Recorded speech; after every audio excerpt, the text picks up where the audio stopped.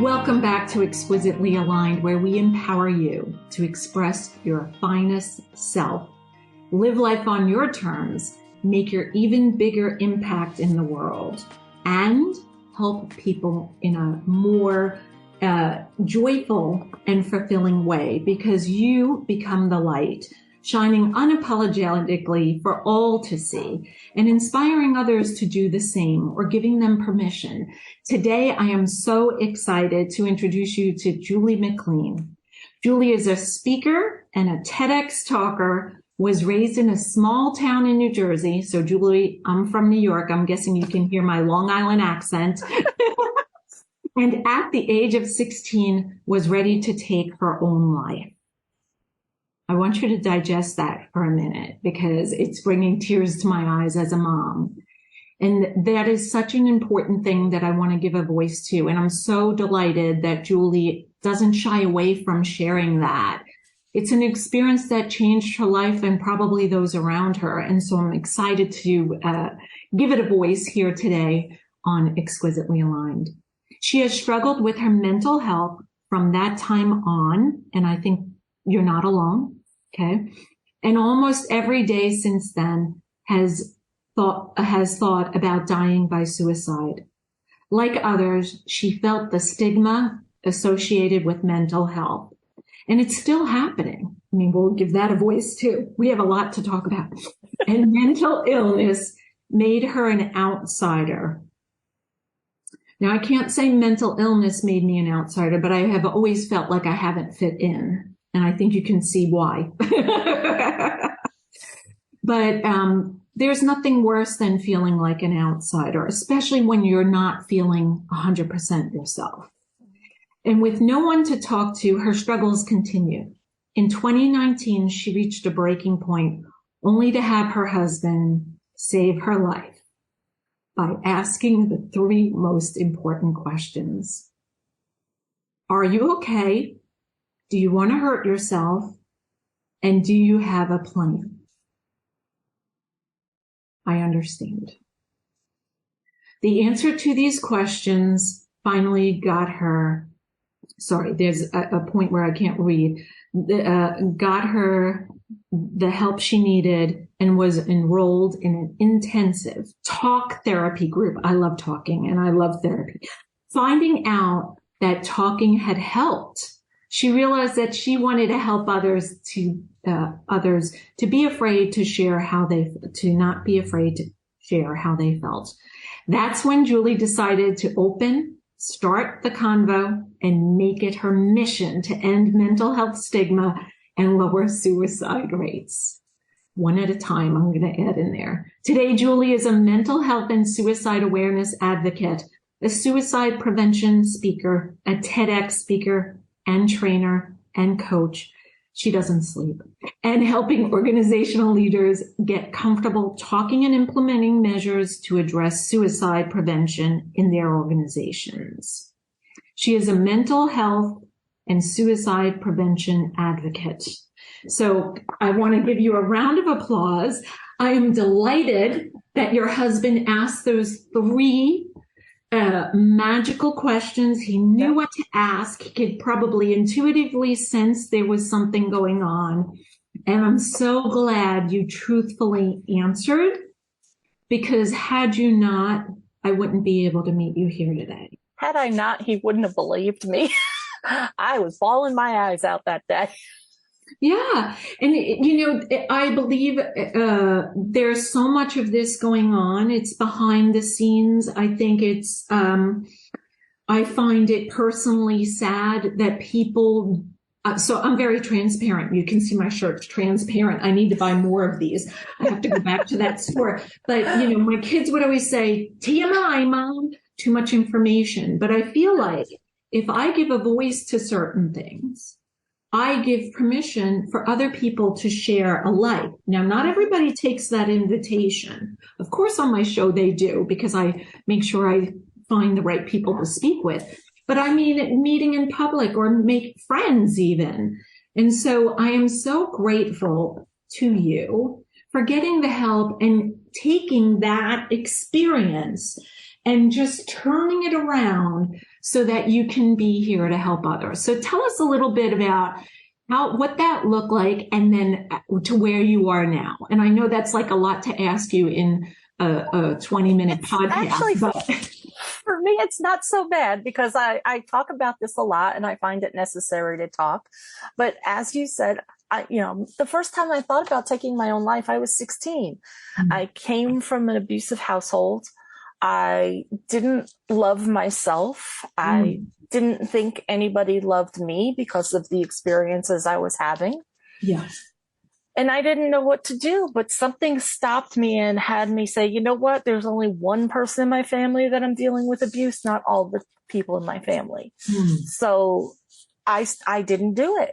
I was lucky that I had the wherewithal, yes. But it's not that I didn't stop thinking about it. It's one of those things that it's always on my mind. And that's not uncommon either. Correct. For people to always be thinking about suicide. Yeah. And one of the things I want to make clear is that people don't have to have a mental illness. Correct. In order to have those suicidal thoughts. Yes, it's a mental health challenge. And I say that strictly because I had a cousin who took his own life at the age of 19. And it's only because he was having a bad day. Yeah. Yeah. He had a phenomenal life. Right. But he had one bad day that he didn't feel he could get through. And it's broken all of our hearts. Absolutely. I mean, it leaves a hole in your heart, right? Exactly. Because he was the life of the party. He was so smart. He was so talented. He had so many friends.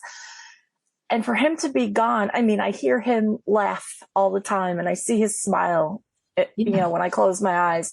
And it's been 12 years that he's gone. But it still didn't stop me in 2019 of making a plan. Yeah.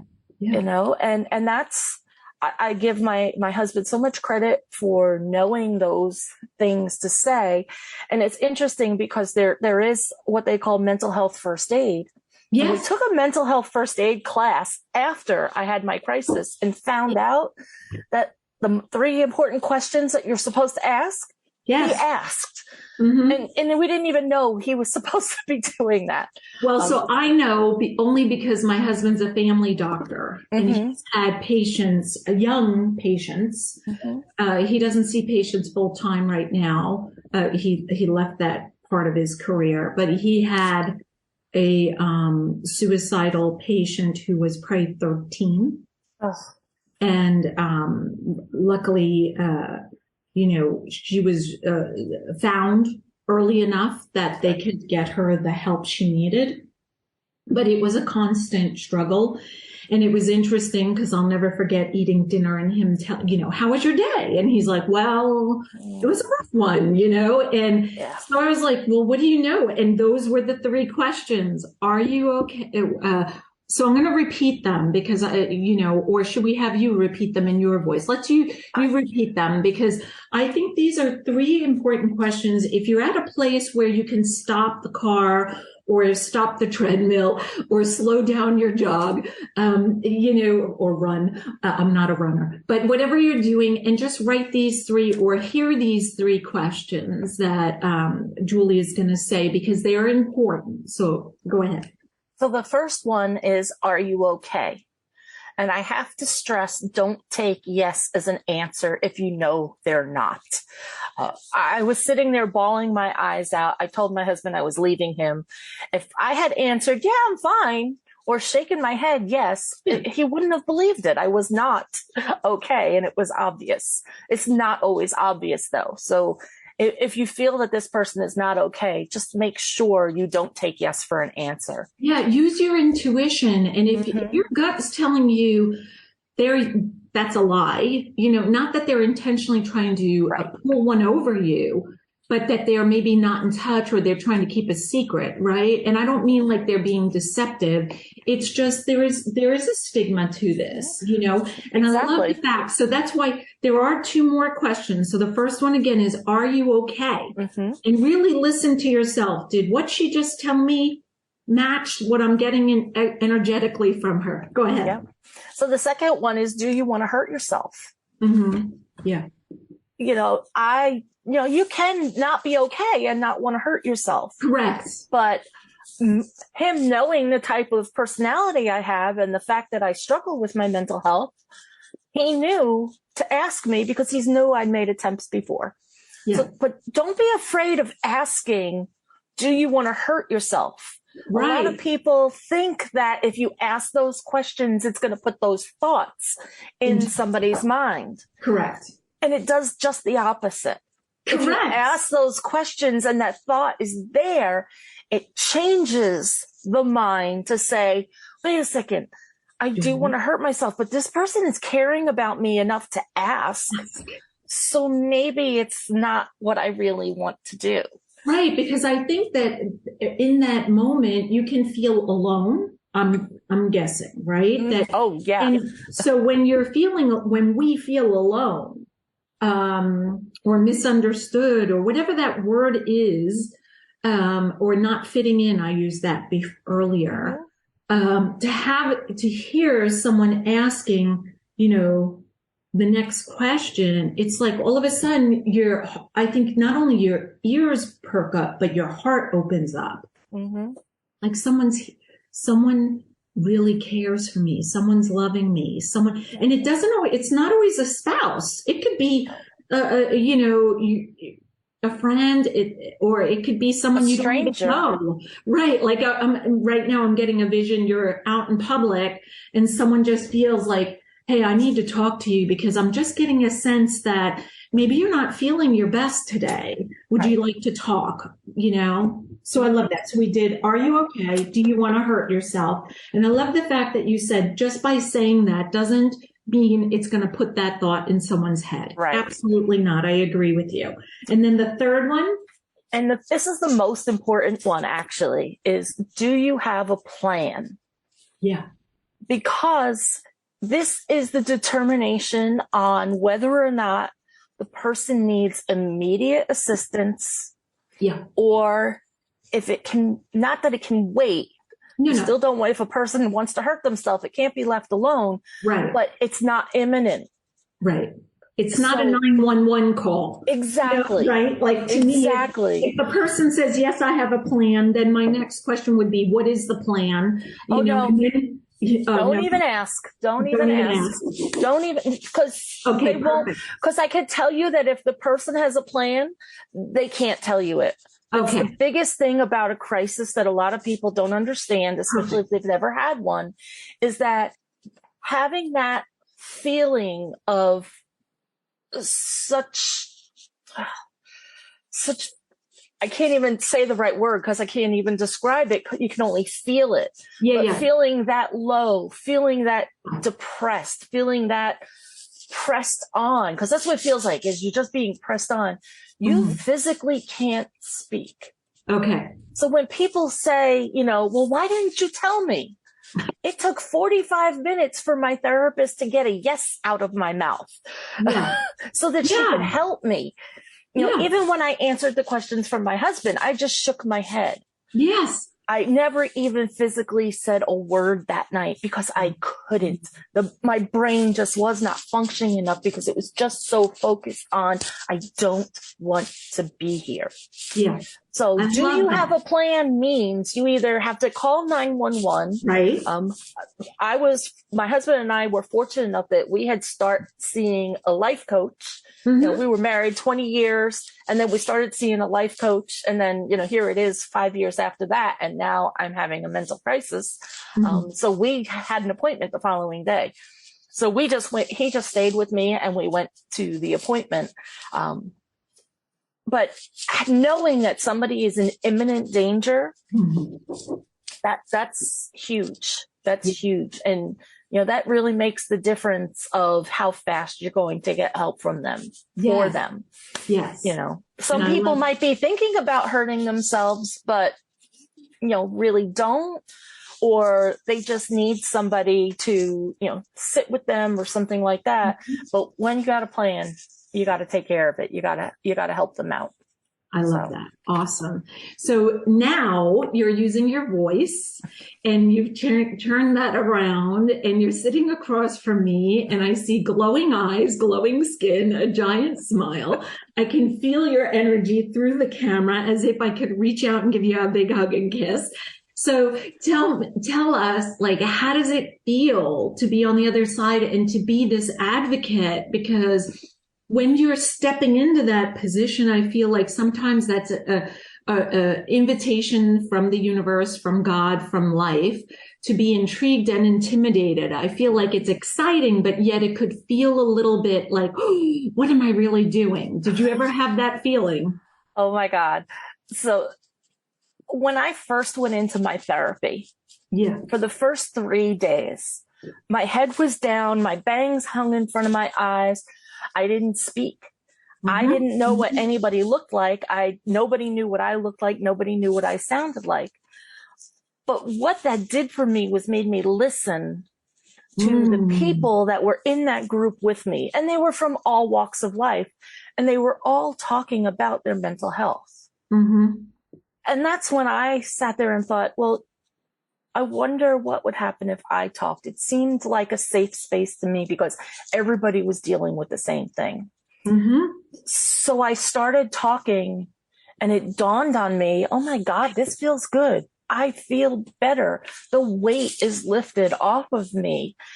And that really was the catalyst for me to start doing this. I never thought in a million years that I would be talking freely about my mental health. I was always the closed, quiet, introverted one. I didn't talk about anything because when you grow up in an abusive household, you just don't want people to see you. Because then if people see you, they ask questions. So I learned to be quiet and to be this open about something so personal is not exactly where I pictured myself to be. But I know. I want to interrupt you for just a second because what you said was powerful on many levels. So not just from the mental health, but I see this with clients. I see it when I walk outside of the house and have conversations. I talk with everyone. I think you probably figured that out already. But I've never been a stranger. They're my new best friend. And my husband's always like, oh, here we go again. There's 50 people in here. We're never going to get home. You know, like he's like, oh, God. Now she's talking to this one and that one. But I find people fascinating, and I think the key point I want to drive home is so much of what you said are golden nuggets, but this one is the diamond. When we give a voice to how we feel, we allow others to do the same. So the other people in that circle, even though your head was down, your bangs were covering your eyes, but you could hear them. Them giving a voice to how they were feeling gave you the safe space to voice how you're feeling. And so I would love for those of you listening to think about where you can do that in your life, whether you have a mental health issue or someone in your immediate family does or not.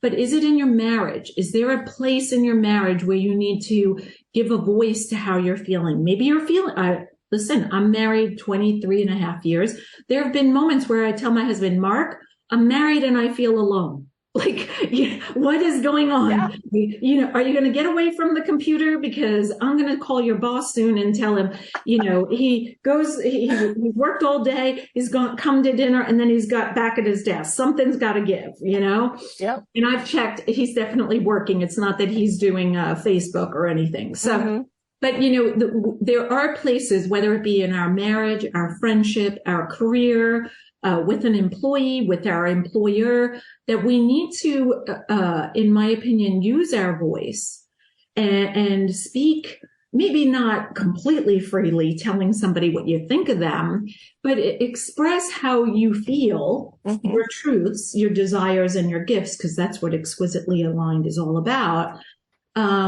And come from the place of what is true for you and what is it you desire. Hey, Mark, I'd like you to spend more time with me during the week at night. You know what I mean? Not just on the weekends, or when you come to the dinner table, I don't want you to be so exhausted. I'd like you to look up and, and be involved in the conversation instead of looking down at your plate because you're like, oh God, I got to get back to my desk. So Beautifully said. So perfectly given words. So now doing all the work that you do, how fulfilling is it? It's amazing. And the one thing I really want to focus on, I mean, I love talking to just about everybody, but I've learned that the workplace, we spend so much time at our jobs, and we're so afraid of anybody finding out that we might have a challenge. You know, everybody has to deal with their mental health. Everybody. Mm-hmm. Some people deal with mental illness, but everybody deals with mental health. Yeah. And we don't talk about either.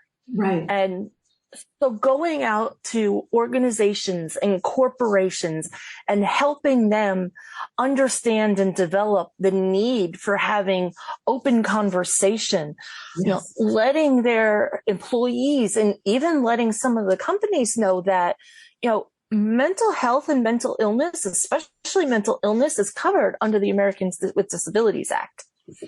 And a lot of people don't realize that. They're so afraid to say, hey, I have a problem. I need help. Right. They're afraid they're going to get fired. Yeah, repeat that one more time. What's covered? Mental illness is covered under the Americans with Disabilities Act. They have to accommodate you. They cannot fire you. Mm-hmm. So don't be afraid to say, hey, I need help. Yeah. You know, when it comes to employers, I always suggest to employers to have a quiet room. Yeah. So that if someone gets overwhelmed, they can go to that quiet room. Mm-hmm. You know, put a little panic button in the quiet room. So really, so that you can go into that quiet room. And if you really need somebody, an advocate, a support system, you can just press the button and somebody's going to come and be with you and sit with you. Being able to do stuff like that in the workplace.